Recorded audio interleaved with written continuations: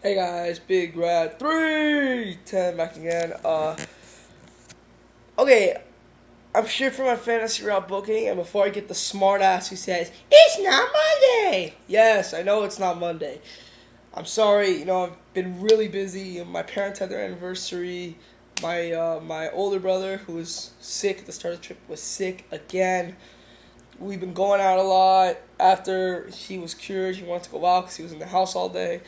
So I know I haven't made a video in a little bit, but it's only been like, what, 4 days? Big deal. I saw Final Battle. Sorry about my hair. So effed up. I saw Final Battle 2007. We'll get my review for that tomorrow, because as you can see, I'm watching right now Final Battle 2008. Oh man, I'm almost done with it. I only have 3 matches left. So I actually might have my review of that later today. Final Battle 2007 quick preview. It was good. It just, my problem with it was it didn't have that match, that 4-star match that you mark out, that you look for, that like the match of the night. Like the match of the night for it was like 3.5 stars. So that's probably why. Alright, let's get to this. Alright, we start off the night with a a tag team match. D'Lo Brown and Rikishi versus Umaga and Orlando Jordan. Umaga's face, I didn't mention that. Basically, they go back and forth until D'Lo Brown gets the pin with a low blow on Orlando Jordan, and then a chair shot to Umaga while the referee was down. Rikishi does the bonsai drop. He was going to get the pin, but D'Lo Brown pushes him off, saying he gets the pin. He puts Umaga in the middle, and he gives him the lowdown for the 1, 2. I mean, not Umaga, Orlando Jordan for the 1, 2, 3. Okay, next we get to MVP backstage, asking. Then we get Batista backstage saying what's his thoughts on MVP, and he says, not gonna say anything. MVP, I requested that MVP have his VIP lounge. Yes, I am bringing that back. On Raw, and I requested I be his guest. And I talked to Teddy Long, and that is set for later tonight. Okay, Batista, good luck to you. Then we get a promo backstage. Like, it's one of those, like, sit down in a chair promos. Like, remember in the Eddie Guerrero, Chris Benoit tributes where they had the guys sit in the chair talk about it? This is, like, in a chair. It's, like, with an announcer or anything. And it's Mike Quackenbush. And he talks about how the history of Chikara and how he knows that many people walk him on the street and say thank you for giving me Chikara and for its amazing matches. And Mike said he really loved it, and I'm not quoting Mike here, this is my story. Mike always wanted to make it big time. Mike always wanted to be the WWE champion. This is my story. I don't know if it's Mike. Mike might want to do it. I don't know. This is my story, okay? So shut the fuck up. And, Mike always thought that he never really got a shine in WWE because he wrestled as a year and a half, like as a jobber. He doesn't obviously say that, but, he feels like he never got a shine. He's one of those guys that, like WWE's version of Shelton Benjamin, who they just kind of, push to the side. And it always heartbroke him, and now he feels that he rose through the ranks, and now it's his turn to achieve his dream, to do what he's been trying to achieve. He says he has all the respect in the world for Shawn Michaels, but whatever his actions do on Sunday, he cannot be accounted for, because winning the title is not just about money or being the best. It's about accomplishing a dream. Now in the ring, we have Kenny King. God, this has been the most. This is probably the most. Guys, tell me, this will be my question of the day. Was this feud too overhyped? I hyped up this Scramble match, oh my god, like crazy for the past 4 weeks. But in the ring, we got Kenny King versus Ted Dibiase. Yes, they're both face. And pretty much, what's his name? Kofi Kingston's the guest referee. And in the end, Ted Dibiase hits Dream Street on Kenny King. And, and Kenny King's foot was on the ropes. Kofi Kingston sees it. He restarts the match, and Kenny's arguing with Kofi, why didn't he see it the first time? And then he turns around, and a small package by Ted Dibiase gets the 1, 2, 3. And Kenny looks at Kofi, and he's so mad, he pushes him to the ground. And then as he's leaving, Kofi gets so upset, he gives Kenny King the trouble in paradise.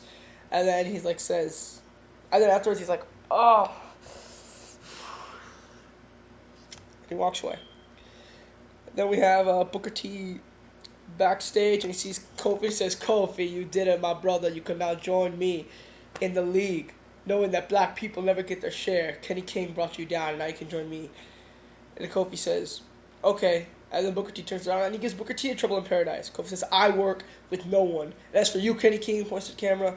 Look, what happened out there, I'm sorry, but you shouldn't have pushed me. Now you'll learn. On this Sunday, we'll figure it all out. But right now, I gotta go train for the title. Bye. Kofi Kingston leaves the arena.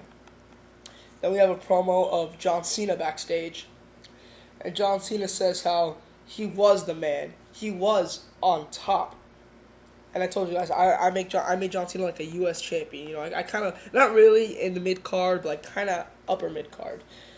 And it's like, I was on top for many years. But for some reason, I just fell. I was at the highest mountain of the highest point of the highest motherfucking city. And I had the prize up in my hands. And then someone just pushed me off. You know who pushed me off? The fans. I was booed by you guys every day. Every time I went in the ring and I busted my ass. You guys said, you're not good enough. You're not good enough. We don't like you. We don't like you. Yada, yada, yada. Well, I don't give three shits now. Now, it's my turn. My time.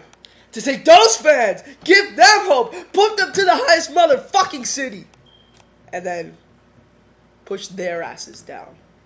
Watch them fall and crumble like they deserve. And when they fall and they're down, I'll be up high in the mountain holding the prize again. But I'll be so high, guess what? They can't see me. Oh, wait. Oh, that was a pretty good promo. Alright, so then we go to MVP's. I mean, no, that's I'm sorry. Yeah. Then we go to MVP's VIP lounge and he has Batista in the show. Batista says, MVP, we were friends. God, my hair's crazy. We were friends for the longest time. Don't throw that all away this Sunday. And if he goes, no, Batista, don't blame me. I dealt with your shit, with your temper, for the past 2 years. You pushed me down, you shoved me, and I always said, you know what? Just let it go. Just let it go. Just let it go. Well, I'm not letting it go anymore. We have to do this. There's no way around it. Batista goes, okay, MVP. But as you know, a loss to you, not only will it not happen, but if, by some miracle, it does, that will hurt my record, and I might not get a shot at the championship. And as you know, MVP, I'll do anything to get my championship back. So watch yourself. Pump. MVP goes, I'll be watching myself, alright? Watching myself destroy your motherfucking ass. And then they get into a brawl. Referee, security guards come in and separate them. Hyping up their match this Sunday at Vengeance. Okay, then we get Gail Kim. This wonderful feud. She has a match with Jillian Hall. And eventually she gets the win, 1, 2, 3. And Mickie comes out, pissed at Jillian for all that she's done, attacks her. Beth comes out, and then the bells come out, the Angelina Love comes out, and Gail Kim just walks through the ring, and Teddy goes, no, no, no! For the past 5 weeks, 5 weeks, you've been walking out on your partners, not choosing this, not choosing that. Well, Gail, you have to pick a side. And Gail goes, I don't want to pick a side, nor do I have to pick a side. Fine then. We have one more match for Vengeance. It will be the Bellas and Mickie James versus Beth Pheonix, Jillian Hall, Angelina Love, and you will be the guest referee. Deal with it, solve your problems, goodbye. Then we get a tag team action. X-Pac and Carlito versus Brother Devon and Matt Hardy. Eventually, Matt Hardy gets the win with a chair shot to X-Pac and a twist of fate to X-Pac on a chair. And Matt says, X-Pac, it's all coming to an end this Sunday.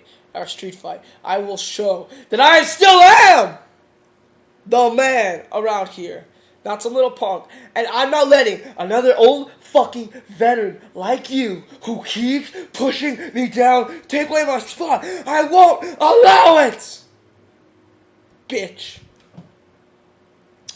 And then we get Randy Orton backstage saying, I'm not going to give you a good promo, I'm just going to give you the right words. Quackenbush, dreams are meant not to happen. John Cena, in order to push people off the hill, you have to climb up it again. But that's going to be impossible when you got a Viper waiting up there for you. Shawn, comebacks never last. Then in the main event, Mike Quackenbush and Shawn versus Orton and Cena. Mike gets the win over Randy Orton with the standing pedigree, and then he gives it to Shawn Michaels, saying, Destiny's coming. Orton then gives Shawn Michaels an RKO, leaving the ring, repeating what he said, and John gives Shawn an FU and says what he says, and then the comments is like, Shawn Michaels, what can he do? Peace, guys.